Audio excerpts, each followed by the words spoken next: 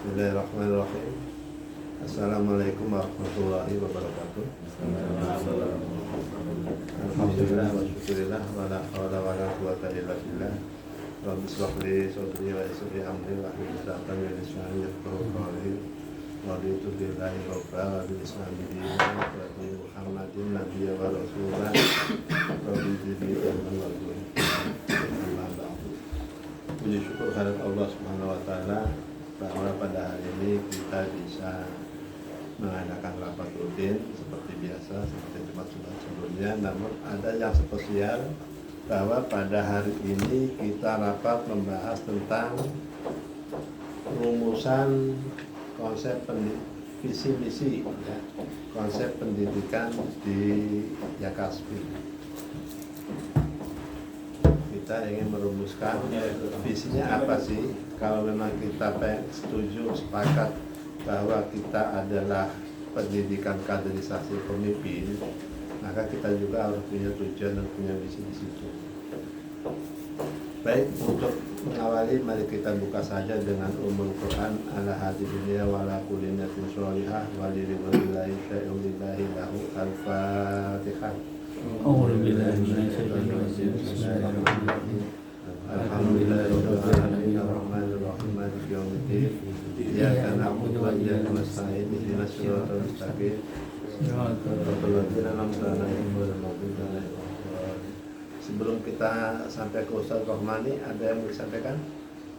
Pak Ketua? Langsung aja kepada yang terhormat Ustaz Al-Mukarram Ustaz Rahmani Al-Kursi, kami persilakan.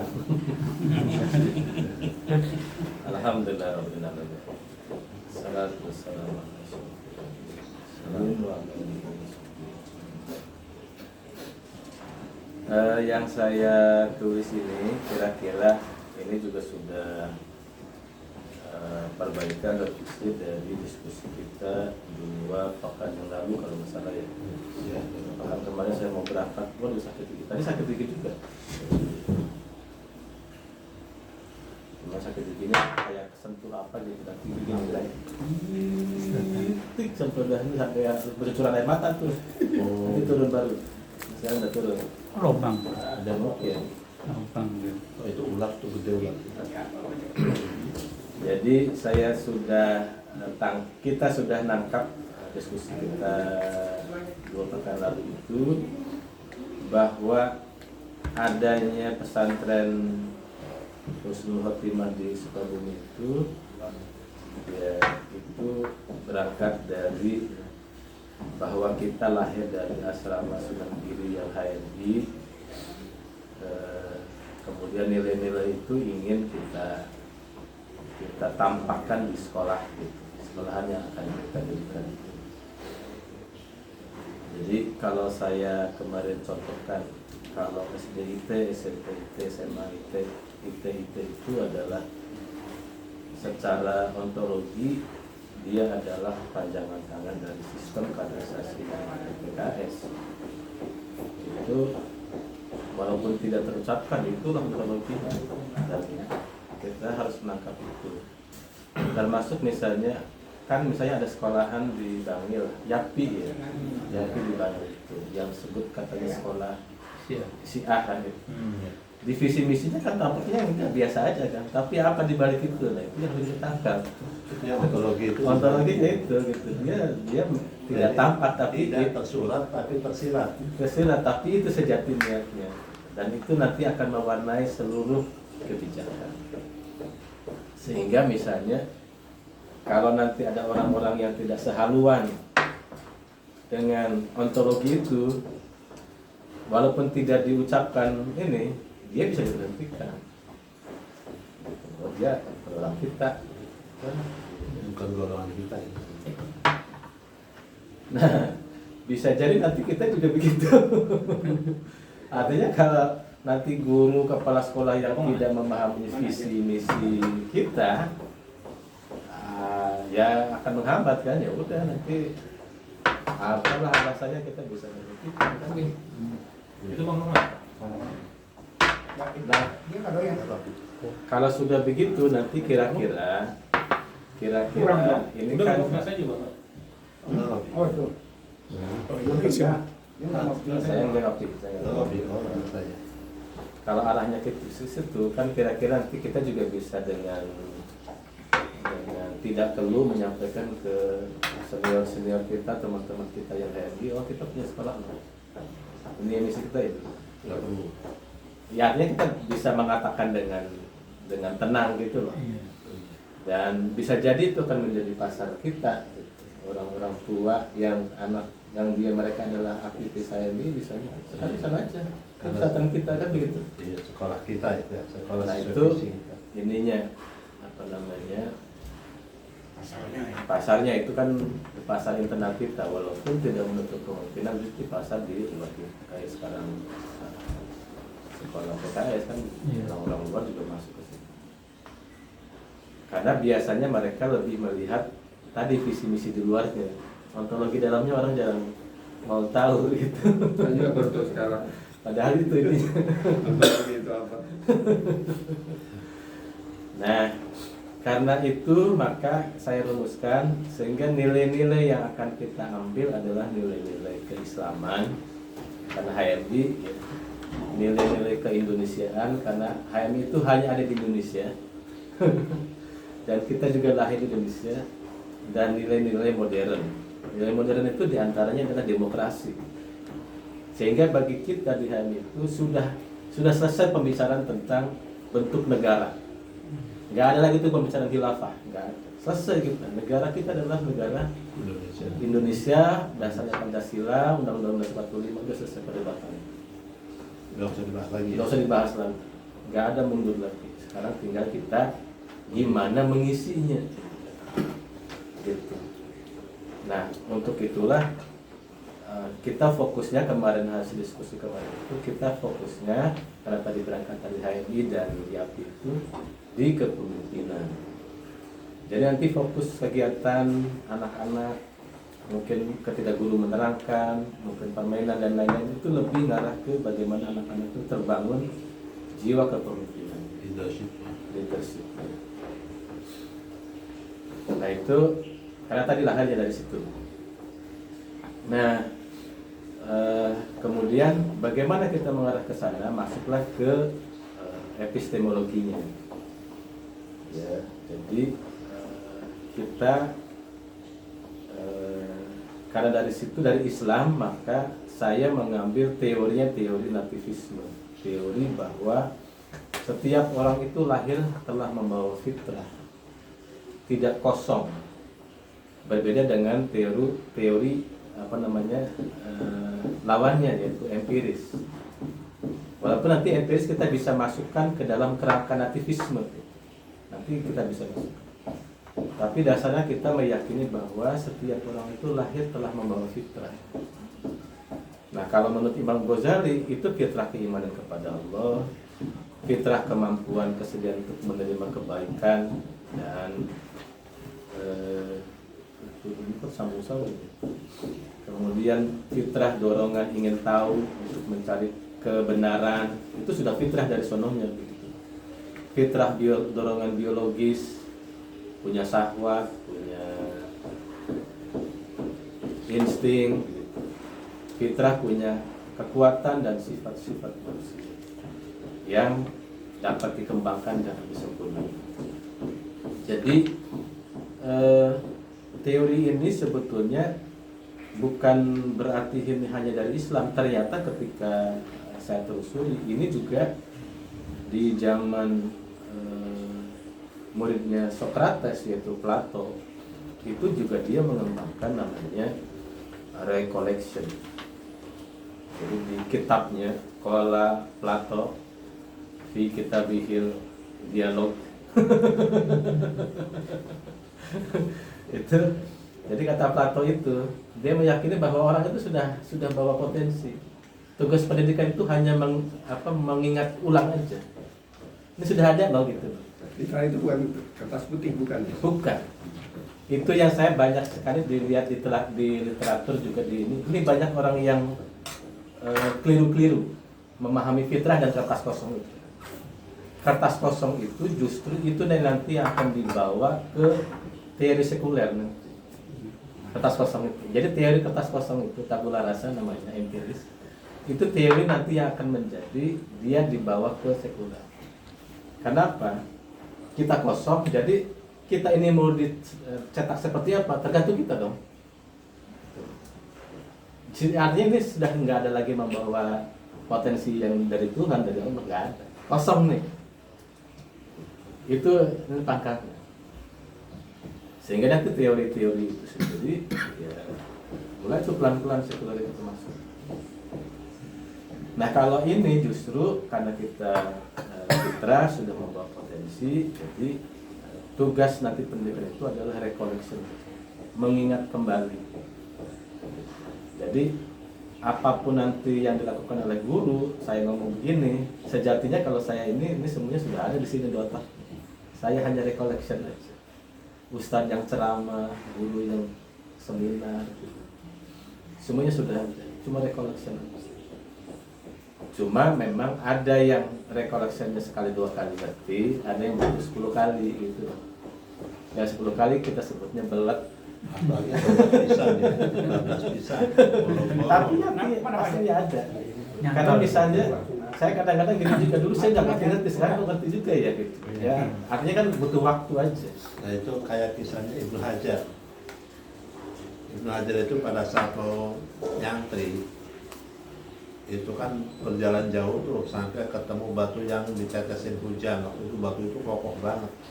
Tiba-tiba dia mengundurkan diri dari pesantrennya karena beber. Nah bisa-bisa begitu sampai di letak batu itu, batu yang kelihatan tadinya kokoh ternyata terbelah, terbengkak hanya karena tetesan hujan.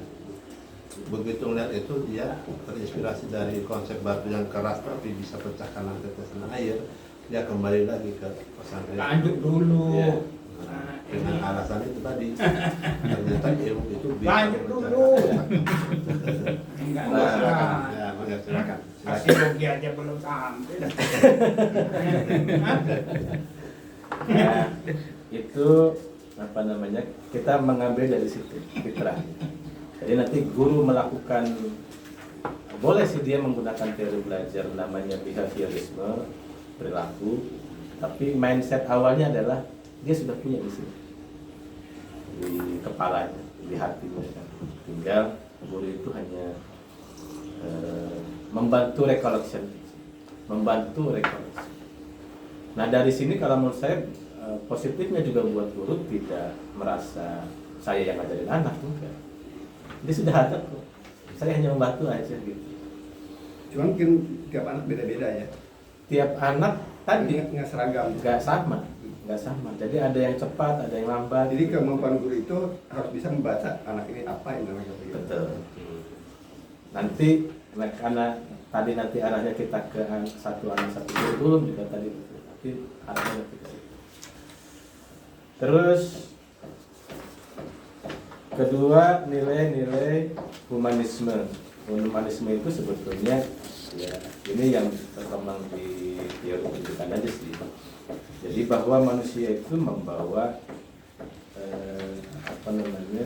potensi mau berpikir.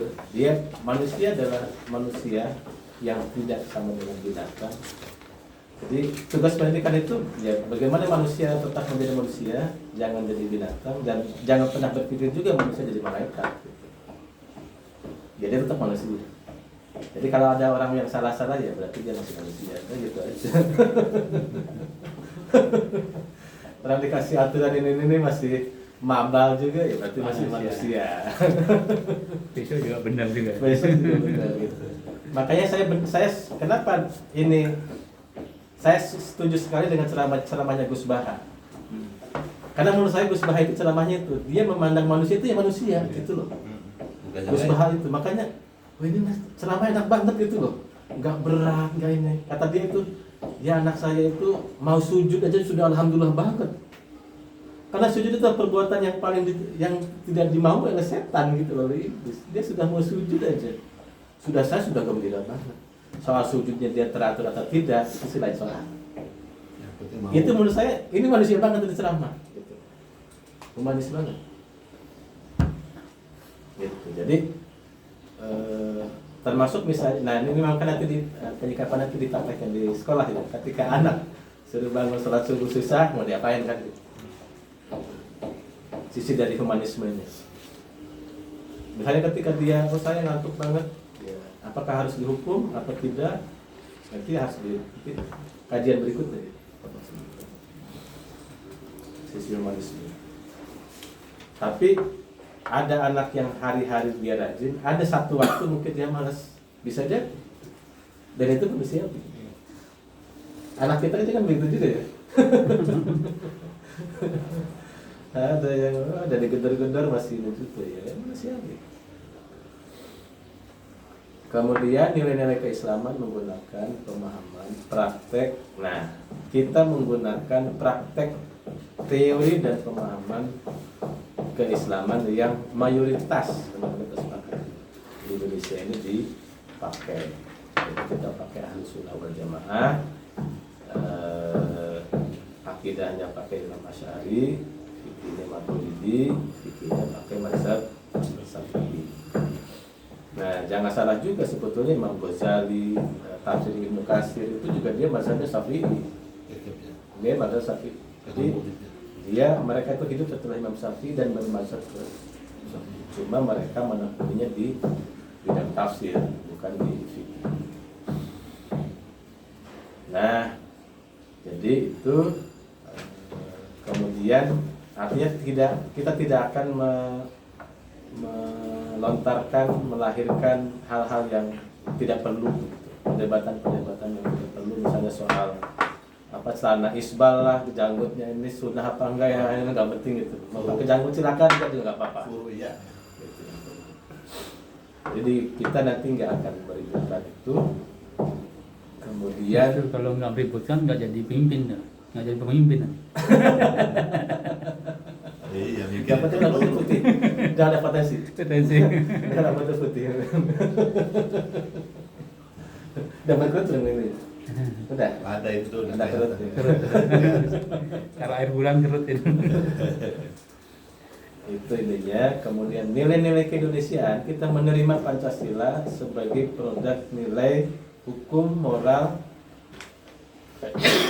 dan turunannya, perundang-undangannya, sebagai kesepakatan bersama kita bernegara, dan itu harus kita terima. Kayak tadi di pesantren kita tidak akan meributkan lagi, ini kita upacara menaikkan bendera apa enggak gitu. Kayak kemarin dulu sebelum saya kemarin cerita dari Luanti Macipanas pernah begitu. Nggak ada upacara. Nah, kita udah selesai itu. Pokoknya Upacara, dan kita nggak ada masalah gitu. Orang itu simpel bernegara aja, nggak ada hubungannya dengan akidah kok. Kita aja terlalu apa ya?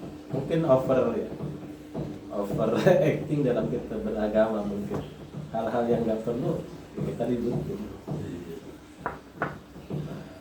Kemudian nanti termasuk pemikir, pendiri, pembangun Indonesia ini, nilai-nilai yang bagusnya nanti akan kita ambil. Yang bagus dari Soeharto nanti kita ambil gitu nilai-nilainya. Termasuk dari Jokowi. Dari Jokowi mungkin ada kan gitu ya, saya.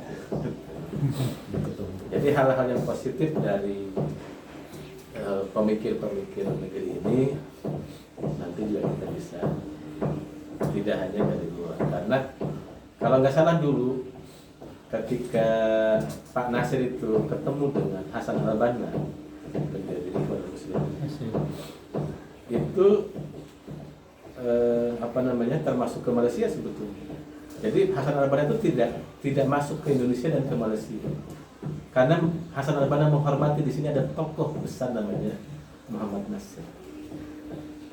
Artinya sebetulnya pemikiran Muhammad Nasir itu bukan istilah kita kaleng-kaleng ya. Bukan kaleng-kaleng gitu. Kitanya aja merasa ini pemikiran lokal gitu. Padahal sih berbobot ya. luar biasa. Kalau saya baca bagaimana Indonesia itu memperluas pantai itu, siapa itu? Kusumaneka. Bukan, tokoh kita yang garis pantai kita menjadi Menteri Luar Negeri itu. Juanda. Itu kan luar biasa itu, pemikiran Juanda. Luar biasa. Yang Menteri Luar Negerinya itu meneruskan Juanda ya. Itu luar biasa. Yang Muhtar Kusuma aja. Cerdas banget. setelahnya kan. Setelah hujan lah itu. Ya. Gitu. Nah, artinya sebenarnya tidak kurang-kurang orang-orang hebat di kita. Cuma kita jarang ekspos. Kan mungkin juga, misalnya kita ceramah-ceramah aja kan jarang kita ngutip tokoh-tokoh kita ya. Omongannya misalnya Pak Kasmar Sigandi Bejo, apa sih yang ini? Kote dan Ake. Kemudian nilai-nilai modern. Nilai modern ini nilai-nilai progresif, pragmatis, modern ya, dalam merespon kehidupan. Jadi nilai-nilai modern itu ciri khasnya itu kalau sekarang ya, itu objektif, rasional, itu nilai modern. Kemudian empiris. Jadi kebenaran itu kalau ada faktanya ya benar, itu nilai modern. Apakah itu buruk? Yang buruk juga gitu. Walaupun nanti kita perlu mengawinkan dengan nilai Islam. Kalau di situ ada yang tidak pas ya saya kayak misalnya gini, saya baru kemarin tuh baca terakhir soal René Descartes itu, dia kan teori dasar berpikirnya kan begini, saya ragu maka saya berpikir maka saya ada. Nah, semula saya menganggap ini orang ini tidak mau ke Tuhan gitu. Ternyata enggak. Dia mengatakan kalau ini saya ini sejelas ini, maka keberadaan Tuhan itu lebih jelas dari teori ini. Kata dia begitu. Tapi dia sendiri nggak bertuhan. Dia kan bukan Islam yang penting, yang nyata Dia yakin. Ya, dia bertuhan itu kan. Jadi saya ragu maka saya berpikir maka saya ada. Ini nyata nggak? Jelas nggak? Jelas. Nah, keberadaan Tuhan itu lebih jelas dari ini kan. Nah, artinya kan banyak orang-orang yang kita kira dia tidak bertuhan, sekuler, ternyata religius juga. Nah, hal-hal yang tadi modern itu tapi objektif. Nah, cuma gini, objektif positivistik ini kalau saya sebut, sebetulnya ini biasanya berlaku pada benda. Ya, kita objektif itu pada benda. Tapi kalau pada manusia itu agak susah.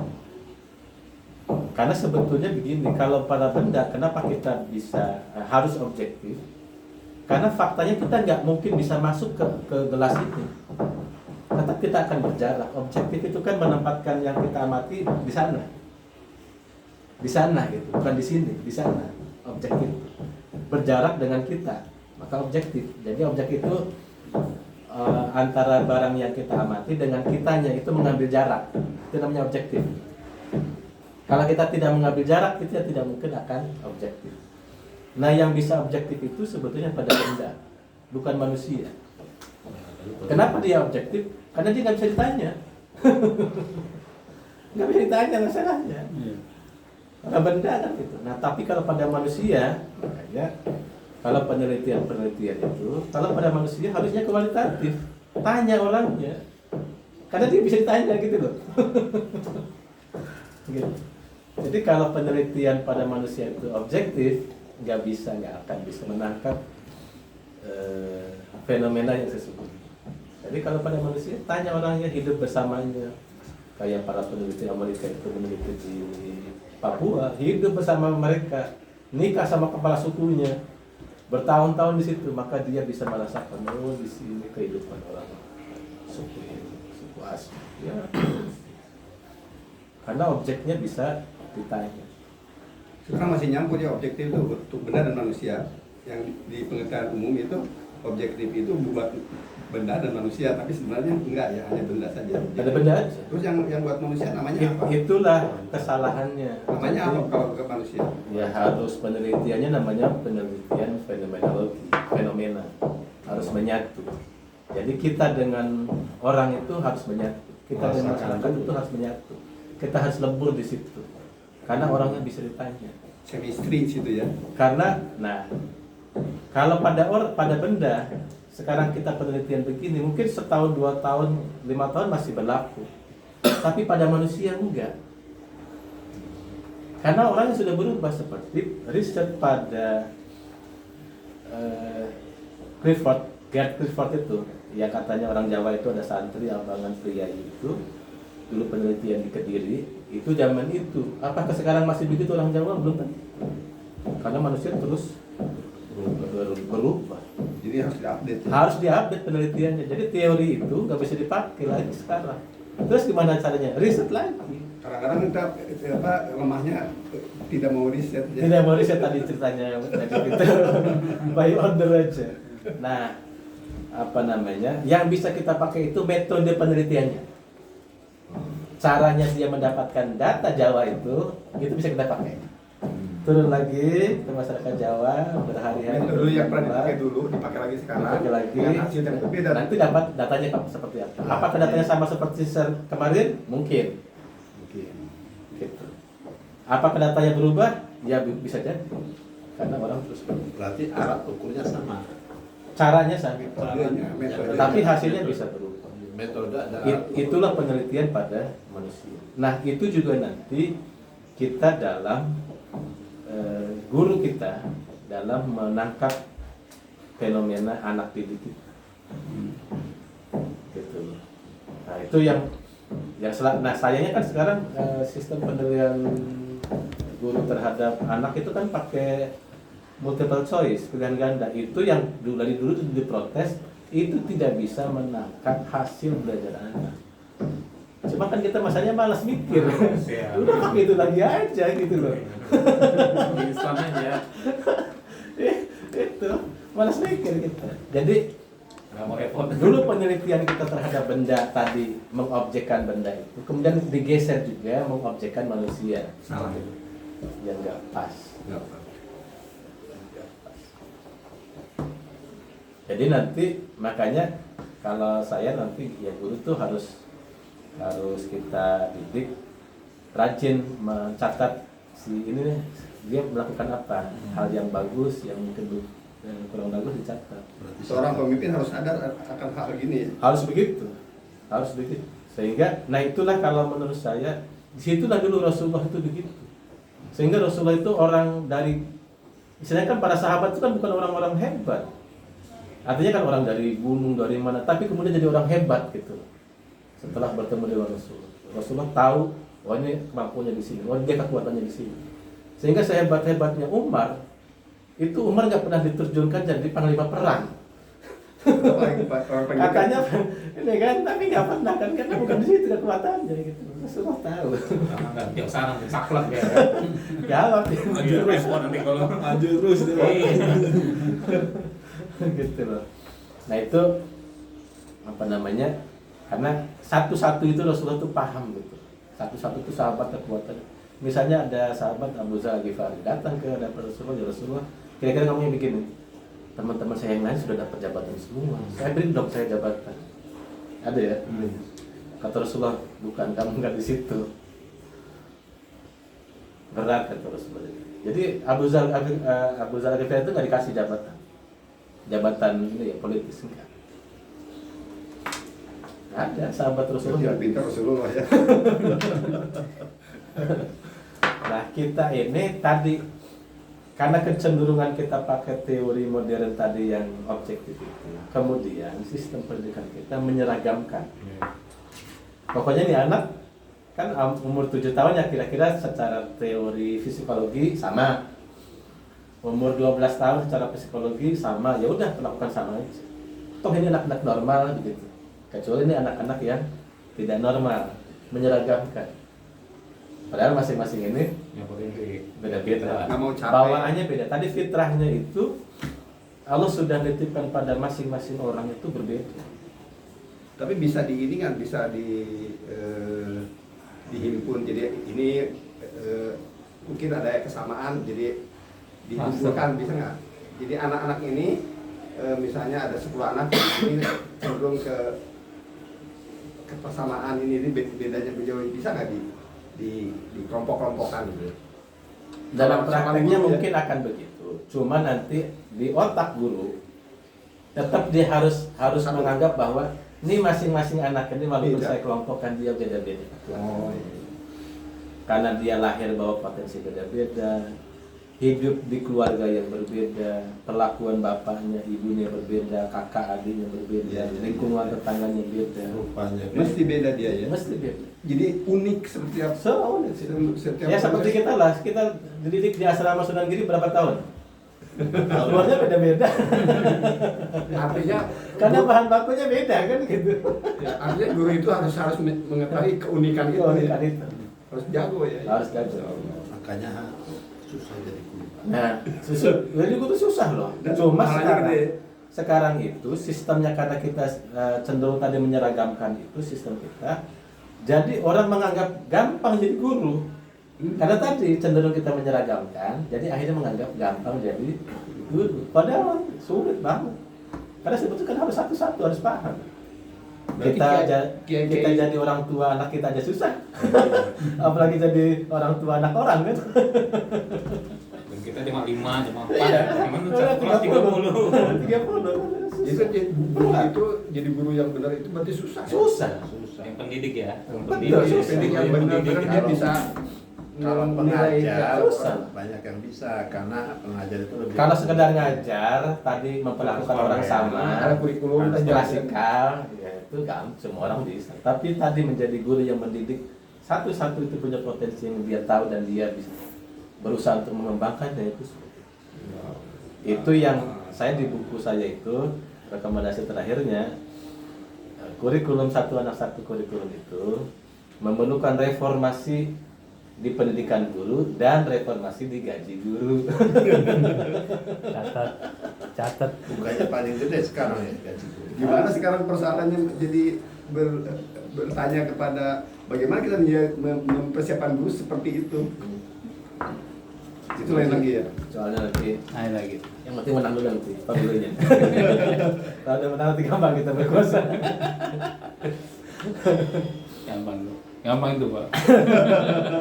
Kalau Bebaskan tanah dulu. bebas ya. Nah itu ya kira-kira ini nanti nilai-nilai tadi nilai-nilai Assalamualaikum. Punya Masih kan? Masih dulu Ya, ya. udah berarti Alhamdulillah. Silakan dulu. Nah, nilai-nilai modern itu diantaranya tadi nilai-nilai objektif, rasional, dan determinis saya sebut. Determinis ini qadariyah. Determinis itu qadariyah. Jadi kita nanti mengembangkannya itu berpikir bukan berpikir jabariyah. Yang penting kita serahkan semuanya sama Allah. Nanti kita banyak zikir aja, nggak ada itu gitu. Jadi kita harus Allah itu seperti persangkaan hambanya. Artinya kita berusaha keras, ya baru nanti serahkan terakhirnya sama Allah. Jadi kadang-kadang pemahaman kita tentang takdir itu agak ribet. Takdir itu. Jadi antara qada dan takdir itu. Sehingga misalnya ada orang yang mengatakan qadarullah saya ketemu ini. Jadi kalau saya memahami qada dan takdir itu gini. Qada dan qadar itu. Allah itu telah menciptakan alam semesta ini dengan ketetapannya, dengan qadanya. Ya, di surat Sunatullah.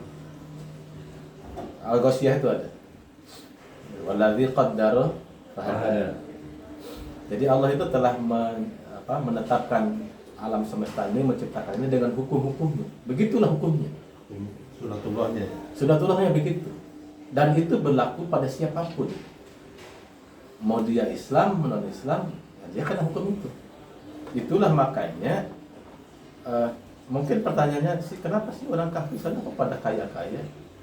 Pada pintar-pintar lebih dari orang muslim. Main bolanya lebih banyak gitu. Yang masuk final kita cuma Maroko gitu. Kenapa begitu? Karena hukum qadar itu berlaku, qada itu bahwa Allah telah sudah menetapkan hukumnya itu begitu. Nah, terus di mana fungsinya doa kan gitu? Terus doa di mana? Nah, jadi apapun yang kita akan panen itu sesuai dengan usaha kita. Ya, hukumnya itu begitu. seperti training motivasi, siapa yang berusaha dia dapat kan. Ayo kan gitu, kalau para trainer motivasi kan begitu kan, pokoknya kerja keras nanti dapat gitu. Tetap semangat. Itu hukumnya tuh begitu. Terus doa di mana? Gitu. Nah kalau ada orang yang jatuh dari lantai 7, ya dari gedung lantai 7, itu hukum alamnya mati. Itu hukumnya mati. Hukum umumnya itu mau dia Islam atau non Islam jatuh mati. Nah begitu jatuh gak mati. Nah disitulah takdir Allah. Disitulah doa itu. Jadi ada ketetapan Allah, kekuasaan Allah yang menyalahi takdir awalnya. Nah, tapi kan itu kejadiannya sedikit. Apa kita mau ngambil yang itu? Kita mau ngambil lantai 7 main-main, yang penting kita berserah diri sama Allah. Atau kita akan berhati-hati di lantai 7 sehingga kita nggak jatuh kan gitu. Nah, kita akan pakai yang berhati-hati, tidak pakai jatuh. Itulah juga nilai yang akan kita kembangkan di pesantren. Jadi berusaha itu harus maksimal. Ada hukumnya. Jadi menang itu ada caranya, kalah itu ada kejelasannya. kata Anies Mata gitu. Menang itu ada caranya, kalah itu ada penjelasannya.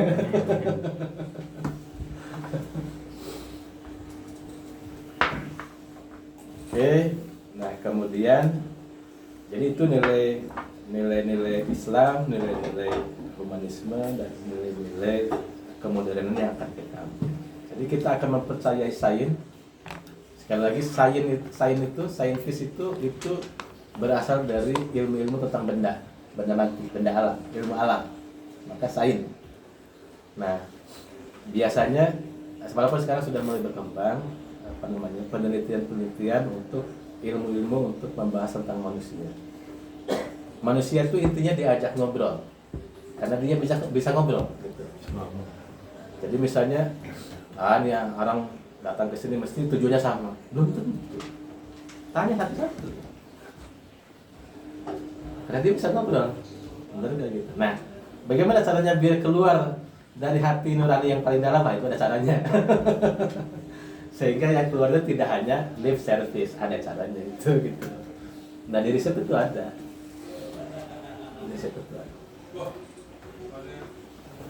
Tuh. Kemudian kita masuk di metodologi.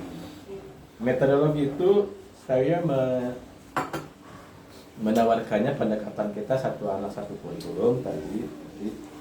Mindset kita, di otak kita, mindset kepala sekolah, guru-guru kita, ini anak ini datang dengan potensi, dengan bawaan masing-masing dari Allah.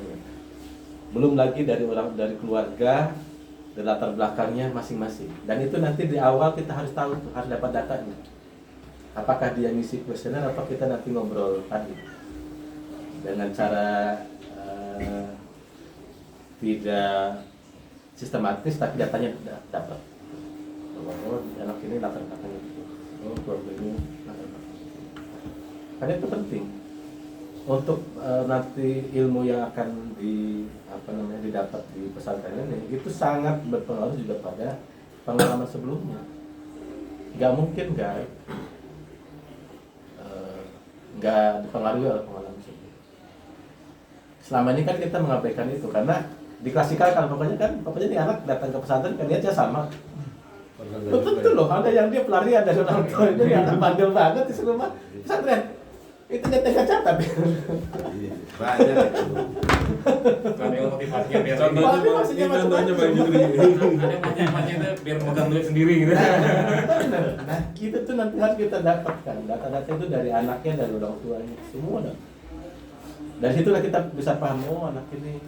Sehingga nanti ketika anak ini bersalah, ini anaknya mau dihukum apa enggak? Kalau dihukum bisa bahaya mas. Tapi kadang-kadang ada pengakuan ya dari anak itu setelah gede nih. Pak, saya dulu itu tidak diterima di pesantren ini karena dia bicara polos. apa sudah ke pesantren, mau apa gitu jawabannya. Akhirnya saya tidak diterima katanya. Itu bagus nggak tuh ustadznya? Kalau anak itu menyatakan sesuatu yang akhirnya jadi apa penolakan diterima di pesantren, padahal dia kan waktu pendaftaran nih ya. Apakah harus seperti itu? Nah, memang kalau nanti misalnya animo masyarakat ke pesantren lebih banyak, kita akan menyeleksi. Nah ini memang nanti persoalannya di situ.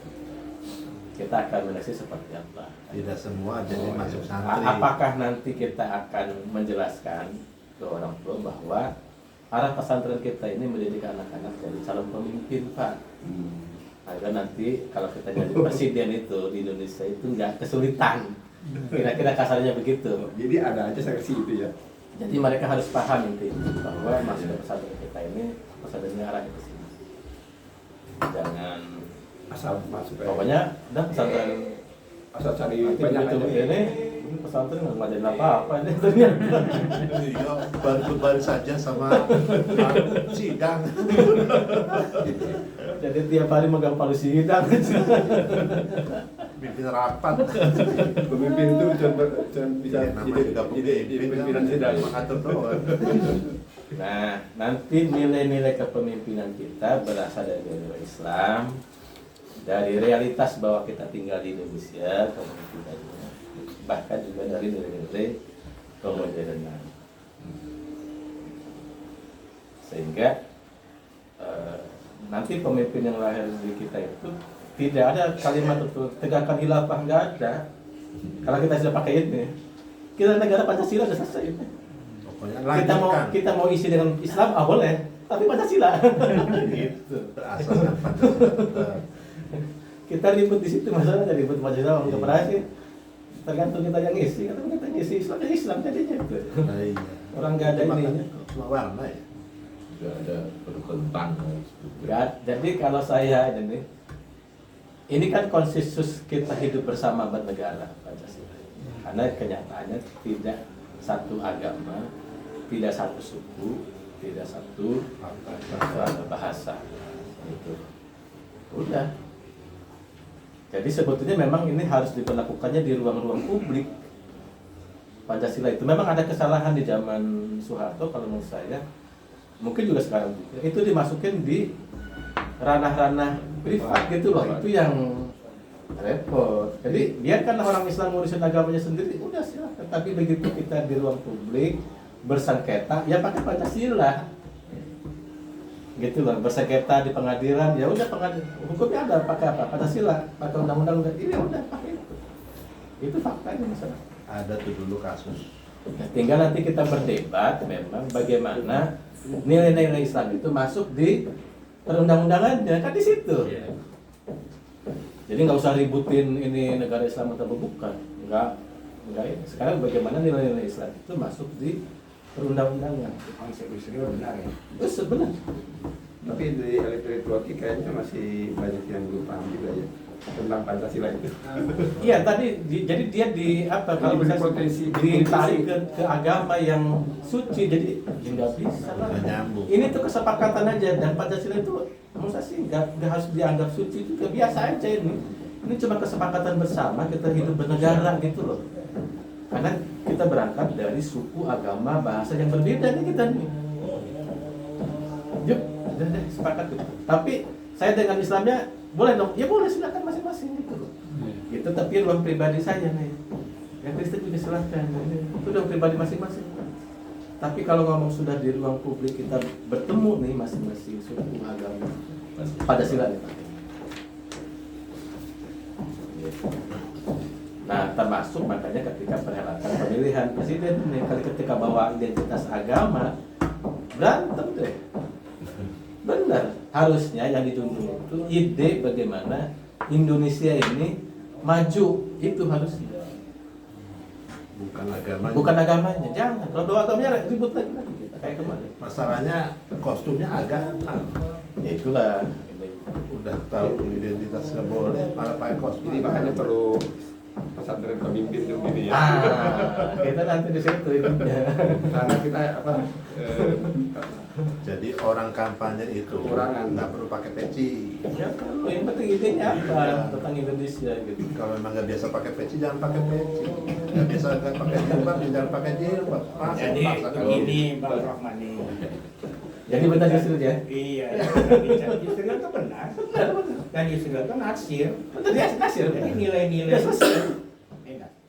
Sekarang di Sumatera Barat itu dikembangkan model pendidikan baru yang berbasis Islam. Jadi orang tetap sekolah di formal, tapi begitu siang dia pindah ke sekolah yang berbasis budaya. Jadi ada budaya kita ini kan tiga spirit. Satu, ulama, adat, cendekia digabung ke dalam surau. Apa yang dilakukan sekarang itu lebih memperkenalkan hubungan antar orang, sehingga orang itu bersaudara. Itu salah satu ya, di samping banyak, nanti saya bisa pinjamkan bukunya ke kawan. Itu yang dikembangkan. Dan itu ternyata menghasilkan orang. Kenapa menghasilkan orang baik? Karena ada kerjasama yang terbangun secara baik.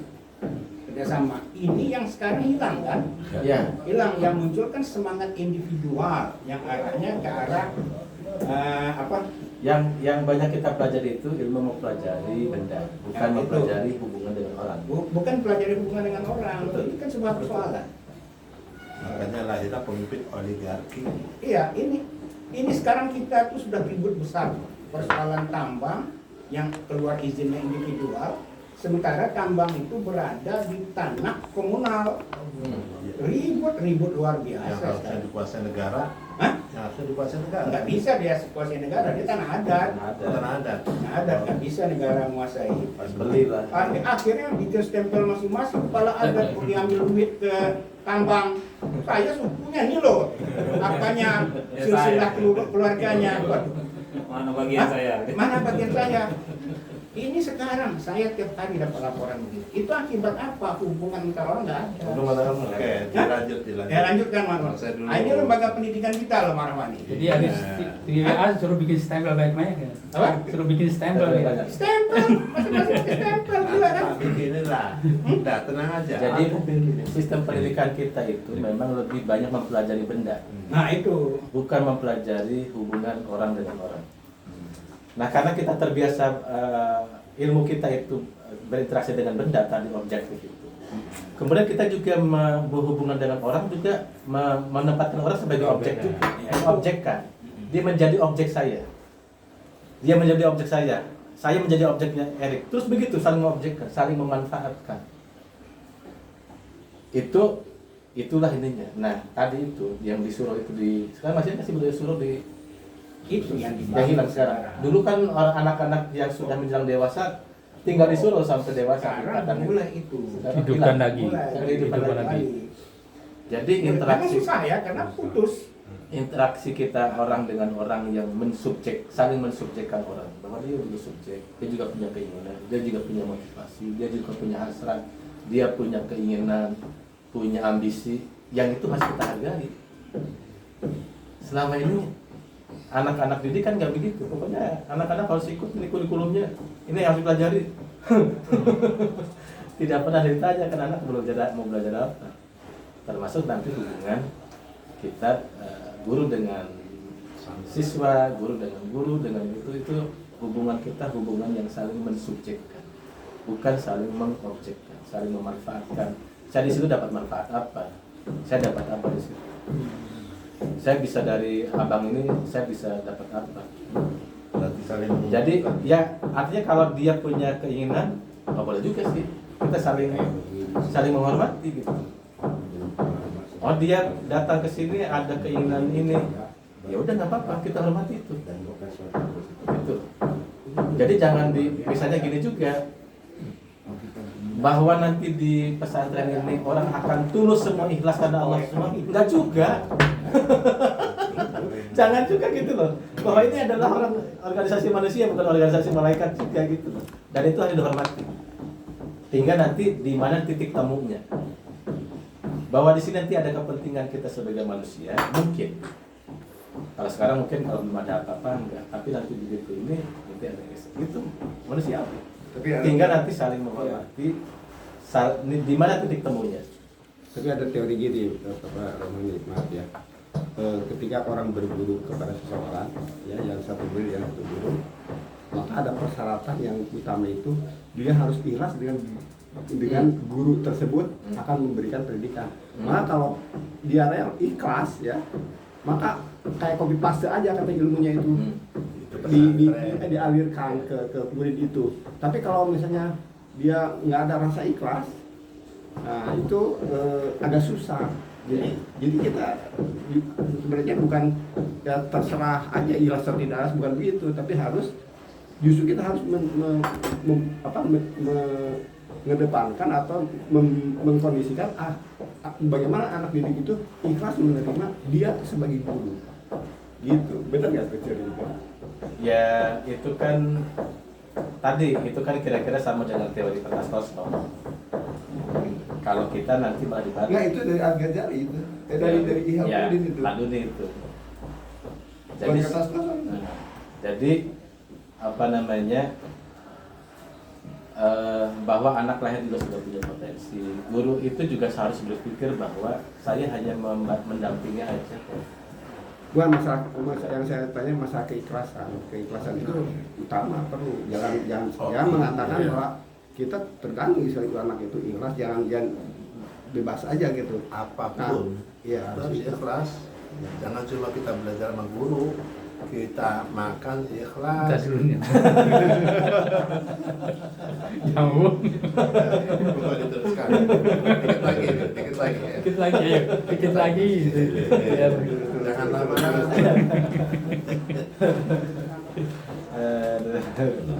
Udah kayaknya sampai sini deh. Tinggal nanti metodologi ini. Jadi nanti kita kalau saya usulkan nanti kita lebih karena waktu kalau di pesantren kan waktu lebih banyak, ya. Nanti kita banyak menekankan pada proses. Dan proses itu adalah pada proses berpikirnya yang kita tekan. Jadi cara dia mendapatkan ilmunya, bukan jawaban benar yang kita kejar, tapi cara yang benar dia mendapatkan jawaban itu yang harus kita lebih hargai. Cara dia mendapatkan jawaban yang benar itu lebih penting daripada jawaban yang benar. Kalau jawaban benar bisa dapat nyontek kan.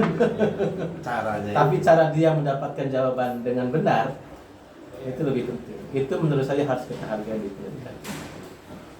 Berarti sama seperti kita belajar matematika itu menguraikan jawabannya itu jalannya ya, jalan. Sekarang begini, Pak, kita lebih bagus fokus ke lembaga kita, ya enggak? Ya itu lagi Pak. Nah, ini kan sudah mulai bicara yang mendalam ya, secara ontologi, epistemologi, dan aksi dari dua-duanya, ya enggak? Nah, sekarang lembaga pendidikan kita, orang banyak takut. Apa yang ditakuti orang?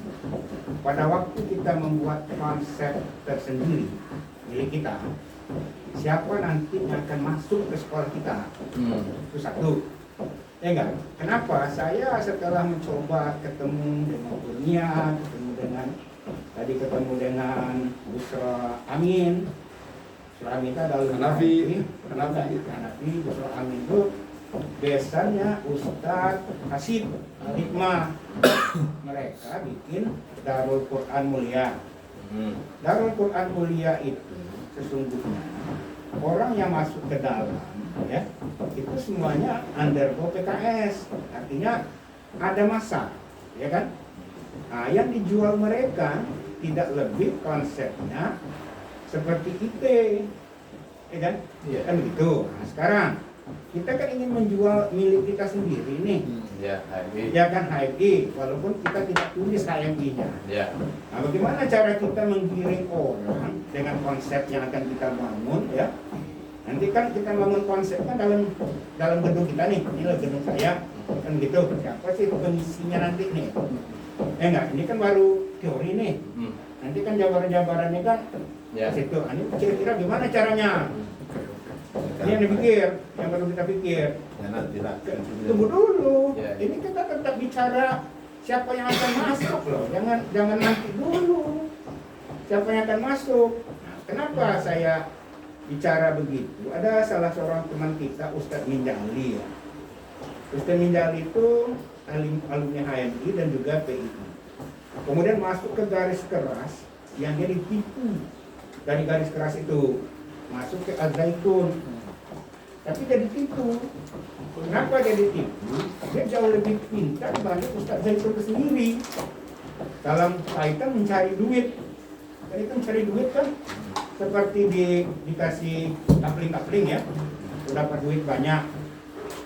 Sadar dia, akhirnya dia keluar dari situ kan. Sesuatu yang baik di situ diambil, kemudian dia rombak pesantren yang dia bikin, nama pesantrennya Al-Umana. Di Al-Umana itu yang dipraktekkan adalah dasar landasan utamanya bagaimana menarik santri itu agar bisa hidup kan gitu. Santri itu harus bisa mengerjakan pekerjaan rumah. Ontologinya begitu. Itu apanya sudah ontologi ya kan? Sudah sampai ke arah begitu. Ini ternyata mendapat sambutan dari masyarakat. Tapi sambutannya juga sambutan komunitas pertamanya. Kenapa komunitas? Dia mendekati bini orang Minang, mendekati semua orang Minang yang suka bumi itu. Ini betul-betul komunitas dulu kan. Ini kan siapa yang akan menghuni lembaga pendidikan kita nih? Mengawali. Yang mengawali. Enggak siapa nih orangnya? Apa anak Najib, kan anak siapa kan? Ini kan harus jelas dulu nih. Ini yang perlu juga kita pikirkan bahwa nih gimana caranya. Bagaimana cara? Ini bagus, saya setuju. Ya kan? Minjali sudah melakukan itu. Memang gini Bang, kalau kita mulai dari ontologi dan yang dibilang Bang Omar, kita nggak bisa sepenuhnya nyontek. Misalnya kita ambil Gontor yang modern, atau kita ambil pesantren Salaf, atau kita ambil pesantren Edu, atau kita pesantren Muhammadiyah, terus kemudian kita tiru, nggak akan jalan karena kita kosong Bang. Nah makanya Bang Romani itu memulai dengan ontologinya dulu, biar kita punya visi yang mantap dulu. Kira-kira pendidikan kita ini bentuknya mau seperti apa? Nanti ketemu Punya identitas lah ya. Ya, sehingga ketika ada orang yang bertanya kenapa anak saya harus masuk sini, kita bisa menjelaskan mulai dari visi, misi sampai tadi bentuk-bentuk yang apa belum ini. Nah, itu kan nanti Ada gambaran. Kalau kita pakai panduannya standar nasional pendidikan, itu kan minimal ada 8 standar yang harus kita penuhi untuk membangun satu lembaga pendidikan. Yang pertama standar isi. Kita tadi udah banyak isi standar proses, standar sarana prasarana, standar SDM, standar pembiayaan. Kemudian ada standar lain, ada 3 lagi yang itu memang satu-satu kita harus penuhi sebagai lembaga pendidikan. Nah, itu memang panjang loh ininya apa namanya. Itu memang kita harus mulai dari ini dulu, konsep dasar yang sangat itu. Ini dulu. Mana? Enggak, tadi orang kita selesaikan dulu sebentar lagi. Masih lama. Masih lama kita. Itu saya lagi sebelum sampai saya itu saya dijawab. Nah, tinggal mungkin kan selain kalau ini udah selesai, kita penuhi dulu standar-standar gitu Bang, yang karena itu bagian dari syarat. Nanti kalau itu udah penuh, misalnya standar sarana prasarana apa yang kita butuhkan, terus itu kan perlu guidance dari yang aku bilang tadi. Kalau misalnya kepemimpinan berarti sarana yang menunjang kepemimpinan itu apa gitu. Terus proses nanti juga itu akan semuanya itu akan ikut di satu yang apa namanya yang model yang kita pilih itu, sehingga nanti orang lihat oh kalau mau sekarang kalau mau SMA kepemimpinan larinya kemana? Taruna Nusantara misalnya, atau ke Gondor yang punya output kan ada standar kompetensi lulusan salah satu di R8 itu. Kenapa Gontor bisa jadi ketua NU juga bisa jadi ketua Muhammadiyah? Karena memang dia salah satu pesantren modern yang apa namanya yang itunya kepemimpinan. basic. Nah mereka kan karena pesantren modern, kalau nggak salah ya subuh itu nggak jamaah ya, nggak di masjid, nggak di masjid. Kalau di Gontor karena kapasitas alasannya. Oh iya. Tapi konsepnya lah jamaah. Iya tapi di kamar masing-masing. Iya itu karena masjidnya nggak cukup. Oh. Kan tapi kan maghrib mereka di ini. Maghrib itu di masjid. Wajib itu. Iya nggak cukup deh itu. Iya tapi maksudnya maghrib itu mereka berjamaah ya. Jadi gini, kadang kalau kita lihat ke Gontor itu kendala teknis itu ada banyak dirinya karena dia yang besar. Jadi kalau subuh itu sekian ribu itu harus masuk ke masjid itu. Iya. Jadi nanti alasannya kamar mandi, Iya. mandi aja gitu. Nah kalau Kayak terlambat. di alasan lain kalau teman saya bilang, yaitu karena nanti dilatih untuk jadi masing-masing jadi itu dan mereka bebas mau kunut, Bisa mau juga kuda, masuk gitu. juga, masuk juga, masuk Sama seneng tuh. Tapi enggak, saya termasuk kalau modelnya begitu juga, saya termasuk yang setuju. Karena gini, saya ngalamin ya anak saya di Asyifa kemarin. Karena santrinya banyak, jadi anak ini nggak dapat kesempatan misalnya azan, nggak ada kesempatan komat, nggak ada kesempatan untuk jadi imam, nggak ada. Orang santrinya banyak. Tapi kalau bikin per kamar bisa kan? Malah bagus betul. Ini ada pelatihan ya. Iya tapi kalau alasannya ke subuhnya kenapa subuh yang gituin? Iya. Itunya itu karena kendala teknis saja. Oh, iya. Mungkin. Padahal dia hal yang konsep-konsep yang begitu ada di Juhur itu ada, Iya. gitu kan, gitu kan. Di Isa, Isa gitu kan. Iya. Biasanya itu Juhur tuh yang gitu kan. Mungkin juga habis subuh itu ada ini kali baca Quran sama terjemahnya ketika di asrama gitu. Iya. Kalau itu Kalau di masjid kan nggak bisa kan? Kalau itu alasan itu benar, tapi teknisnya bukan baca Quran, iwal karena percakapan bahasa Arab. Arab. Oh, gitu. Jadi begitu itu langsung bicara, cakap gitu. Jadi pasang-pasangan dari pasangan antara teman sekamar. berarti anu ya. Tapi enggak, tadi ini kan konsep dasarnya, konsep awalnya. Ini kalau misalnya disetujui, inilah yang tinggal nanti kita masuk ke teknis. Terus kita mulai dari mana? Ini besok kita yang akan terima itu SD, SMP, apa SMA? SMP dulu. Itu juga SMP, oke. SMP itu kalau tadi Bang Hondan sampaikan, ini market pertama kita tuh siapa? Nah itu. Kayak dulu kenapa Husnul Khotimah Cipanas itu ngambil nama Husnul Khotimah? Karena kita nggak pede, tidak dapat santri. Nah itu kan. Betul kan. Pede, jadi gitu mak itu sejarahnya. Kenapa kita ngambil nama itu? Karena kita nggak pede dapat santri. Nah kita juga dengan Sukabumi itu akan begitu. Ini kan ini juga. Kenapa harus ngambil nama itu kan gitu? Mirip-mirip. Jadi Husnul Khotimah Cipanas itu karena kita nggak pede dapat santri, maka saya datanglah ke Kuningan. Karena pembina yayasan ini juga Pak Satori, dia juga pembina Husnul Khotimah Kuningan. Walaupun kemudian ditolak, alasannya mereka nggak siap aja Kuningan itu untuk buat cabang gitu loh. Akhirnya kita pikir ya udah biarin aja lah, kita tambahin aja Husnul Khotimah Cipanas kan beda. Gitu. Maksudnya Husnul Khotimah doang, sini maksudnya Cipanas. Udah jalan lagi. Tapi kan ini punya base market PKS ya. Punya. Karena mereka lihat saya, lihat Hanafi, lihat Ustaz Satori, PKS semua. Jadi kader-kader PKS itu merem, ini pesantren mau kemana, apa aja dikasih Itu makanya. itu loh. Walaupun itu di awal-awal ya sedikit juga santrinya, enggak cuma dapat 2 kelas, satu kelas putri, satu kelas putra. Banyak, udah banyak itu. Menjadi nggak sampai sedikit. Tapi kalau pendekatannya kita juga aja pragmatis juga bang. Betul. Jadi nggak sesuai juga dengan Ya, nggak pendekatan ada kita dari itu. awal ini. Betul. Enggak, makanya kan kita cerita dulu. Iya, iya. Cerita dulu. Nah, itu pun tidak sampai di situ, ditambah beasiswa dari Sabana. Jadi itu aja nggak ngangkat juga, nggak ngangkat. Artinya basic PKS itu juga nggak ngangkat juga gitu. Ditambah beasiswa.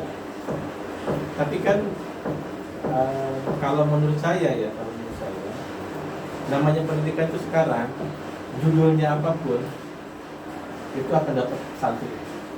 Karena pertama, sekarang itu jumlah anak usia sekolah itu meledak gitu loh, jumlah namanya bonus demografi. Tinggal mungkin Jangan ada kekhawatiran kosong lah ya. kalau menurut saya udah sosialisasi terus. Nah kita sebetulnya tadi kita punya base HRI Nggak ditambah Ya, Yapi. katakan ini anak-anak Yapi plus Yapi. anak-anak cucu dari anak asrama ini sendiri mau nggak jalan anak di sini? Mungkin kalau Gitu. kita bicara HMI itu bukan ke HMI-nya sih, kayak lebih ke yang modern itu udah cocok mau. Karena juga banyak, kayak misalnya saya nih anak muda punya anak yang nggak punya referensi kemana-kemana gitu. Karena walaupun saya misalnya secara umudiannya NU, tapi saya merasa bukan NU gitu.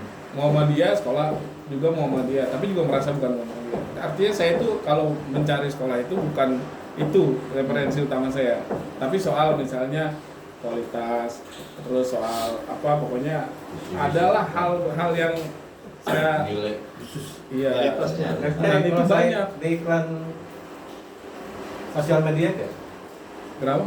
Sosial media di copywriting. Maksudnya? Artinya kan gini kan Digital soal kita marketing. bagaimana mengiklan kan. Oh, Digital iya. marketing.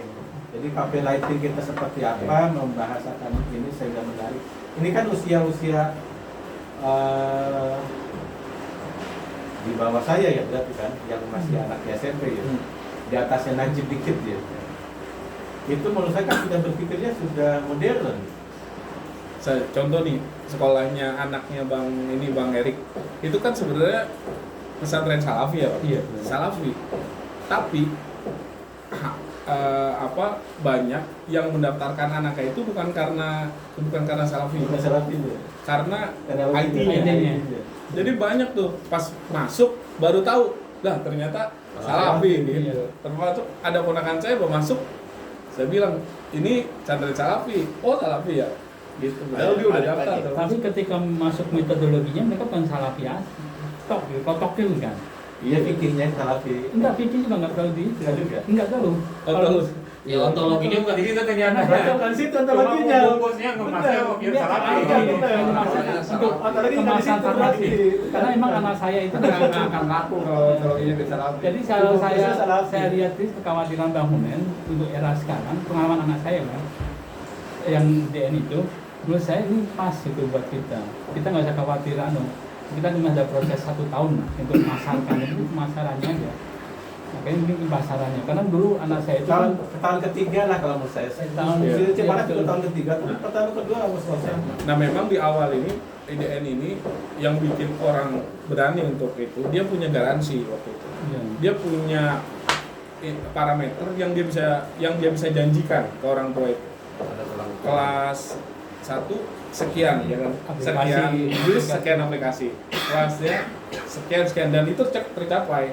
Tahun pertama ada yang saya bilang standar kelulusan itu berhasil ya, tahun kedua, tahun ketiga, yang penting konsep pendidikan dia jelas, mulai dari ontologi sampai dia punya metode, sampai dia punya target output itu udah jelas banget di websitenya itu.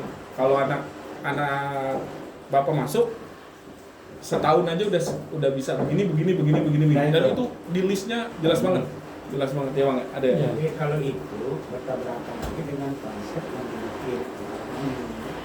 Kalau itu nanti kaitannya kan arahnya juga ke benda, walaupun bendanya abstrak ya. Ya mungkin nanti kita di kepemimpinan cuma detail ya. Betul. Oke. Ini kan tabrakan lagi. kemudian ini kan ini Bang. kemudian Enggak, ini kan ke arah kita memberikan seperti semacam garansi lah. Ya. Artinya ini strategi marketing aja. Lebih ke strategi marketing sebenarnya. selain tapis yang menguasai A, B, C, D Karena gitu. Ya. banyak sekolah tuh nggak jelas. Ya, kenapa saya sekolah di madrasah di ya udah yang penting gue sekolah. Sekolah memberikan apa buat saya? Nggak ada tuh. Udah amat ya. Nggak ada Ya. ukurannya, nggak ada. Misalnya orang masuk asrama, baru sekarang aja mau dirumuskan. Sebenarnya anak asrama itu outputnya punya apa sih parameternya? Nggak jelas. Terus targetnya apa sih Yang secara penting murah. pembinaan? Sekarang dapat beasiswa ya. Iya, nah itu malah mendistrak lagi setelah ada beasiswa kan. Jadi kontraproduktif yang tadinya untuk meningkatkan kualitas supaya udah nggak usah mikir ini, malah jadi bikin Malas. kan. Iya itu Balikan. kan karena kita nggak punya konsep yang itu sampai ke detail, sampai ke parameter, sampai ke Masalahnya ya itu nggak punya ontologi. Enggak, kalau ontologinya punya, cuma nggak diterjemahkan tuh, nggak di breakdown. Kemarin itu saya tawarkan itu kan ke Kang Sidi. Ya, jadi dia pada dikit. Mas ini kan mau bikin diskusi tentang asrama. Saya bilang, ya ada ya, saya bilang kita aja dulu. Yang penting saya bilang, ayo tahan nggak kita ayo berhari-hari, berbulan-bulan Iya, diskusi. harus gede Jadi saya dulu. kasih konsepnya gede dan saya bilang, saya kasih konsepnya itu udah. Berdebat Saya dari Pak Udin juga. Hilang tuh agenda diskusi. Iya. Nggak dapat duit katanya. Saya kan sudah terblok di sana. Karena kan kayak misalnya standar nasional pendidikan dari mulai 8 itu kalau diturunin tuh banyak instrumennya. Dan itu lama pembahasannya. Penjabarannya luas banget Ya, itu. dan asrama situnya nggak selesai, nggak tuntas. Kalau ontologinya mungkin udah oke lah dulu kita itu. Jadi Pendiri-pendiri kita. kalaupun ditulis itu masih normatif. Normatif. Bahwa kita itu Iya. harus berislam, Iya. harus menjadi pemimpin. Nah, ini kan masih normatif. Iya. Tapi kan Nggak terukur. operationnya pemimpin tuh harus apa targetnya satu di level ini apa di level ini apa. Itu justru kita harus bangun bagaimana konsep dasar kepemimpinan yang bisa mencetak ujung-ujungnya orang bisa jadi presiden, bisa jadi wakilnya, bisa jadi menteri, minimal bisa jadi kepala sekolah gitu. Nah, makanya konsep nanti kan sampai dari dia bangun tidur sampai dia tidur lagi harus. Ya. Nah, itu ujungnya nanti ke situ udah Jadi lama warna, panjang gitu. warna kepemimpinan kita tadi dari bangun tidur sampai tidur lagi harus kental gitu. Iya, misalnya Iya. saya pernah ke gereja ya, gereja buat mencetak apa kayak pastor gitu. Iya. Saya nginep di situ. Bangun tidur, saya kan bangunnya agak siang ya. Nah, itu di kamar itu nggak ada itu lepitan ini, lipatan apa? Spray itu nggak ada. Terus baju itu sama sekali nggak ada yang di luar. Rapi semua. Itu sampai saya bilang ini nggak ada orang gitu. Padahal itu sebelumnya itu rame gitu bang. Nah itu kan artinya bukan sesuatu yang cuma dihimbau. Itu budayanya itu. Ya, enggak, itu dibentuk bang. Dibentuk. Mulai itulah kaderisasi apa pendidikan itu, mulai dari dia bangun tidur itu harus melakukan apa sampai dia tidur lagi. Nah ini kan kayak kepemimpinan itu kan intinya kan ngomong. Jadi Ngomong formal maupun informal. Jadi karena yang akan diajak berkomunikasi dengan dia itu orang yang punya keinginan, punya hasrat, punya visi, itu yang nanti lebih kuat itu. Kayak misalnya ini bang, TK Al Azhar, apa yang dijual dari TK Al Azhar sebenarnya? Ada namanya aja. Enggak, orang tua itu cukup seneng anaknya itu pulang salim. Sederhana aja. Ya, perilaku itu aja. Wah, anak saya ini sekolah di Al Azhar ucapin salim, udah itu cukup. Selesai udah bayar dia 2 juta itu. Karena tiap hari pulang Bisa pergi. doa, ada Kalau hafalan pesantren dikit kan ya. nggak. Iya, sama hafalan. 7 sama hafal. Ya, udah itu bener. Selebihnya enggak peduli. Masa bodoh ya. Padahal di balik itu ada pertanyaan-pertanyaan yang tidak Tapi terjawab. kalau di pesantren kan nggak gitu juga, karena lama di pesantren juga ketemu. Begitu pulang sarapan barakallah. Waduh, anak soleh ini, anak Iya. soleh. Kayak di asrama itu kan kalau menurut saya yang menonjol kita itu di asrama itu, kita masing-masing pernah jadi ketua panitia itu kan yang kepemimpinan. Nah itu. Pelaksanaan Itu ada. gitu. Betul. Iya betul. Nah nanti di kita kan Artinya punya keberanian. Iya. Jadi setiap orang ya. Setiap orang kan. Ya punya keberanian. Jadi berani memimpin. Ini kan karena kan masing-masing orang ini kan beda nanti, walaupun satu kamar.